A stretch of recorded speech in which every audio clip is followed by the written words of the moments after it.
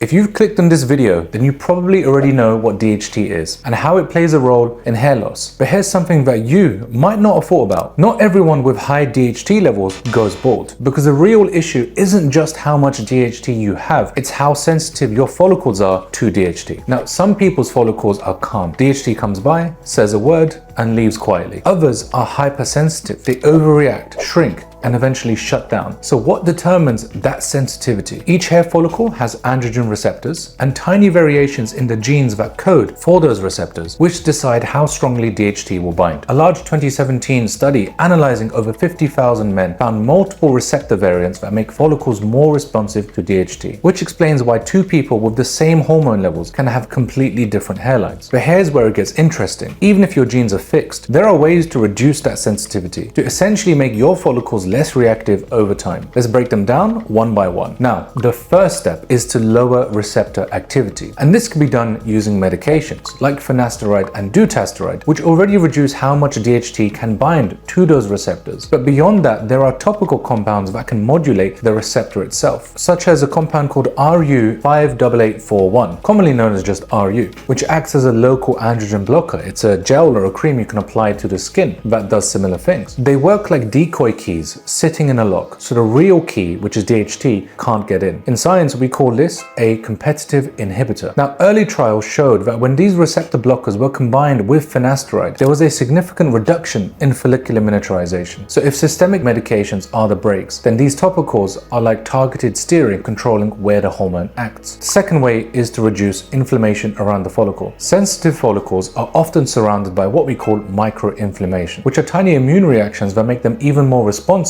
to hormonal stress. And this inflammation can be caused by a few different things, like oxidative stress, sebaceous buildup, or poor scalp hygiene. Using anti-inflammatory topicals like 2% ketoconazole shampoo, niacinamide serums, or even mild corticosteroid lotions can help calm down this environment. There was a 2019 paper which found that reducing perifollicular inflammation, which is inflammation around the follicles, perifollicular, it normalizes androgen receptor expression and improves hair shaft thickness within as little as 6 months. Think of it like cooling down overheated soil, so you're giving the follicles or the grass room to breathe again. Now, the third step is to support the body's protective pathways. Inside the follicles, there's a few different enzymes that do a few different things. The two enzymes that we're interested in, like aromatase and 5-beta reductase, which help to balance androgen activity. Now, keep in mind, I didn't say 5-alpha reductase, which a lot of people would know about. The difference between 5-alpha reductase and 5-beta reductase can be summed up quite simply. 5-alpha reductase can activate androgens like glucocorticoids and testosterone, and 5-beta reductase can deactivate them. Supporting these natural pathways can make your follicles more resilient to DHT. Nutrients such as zinc,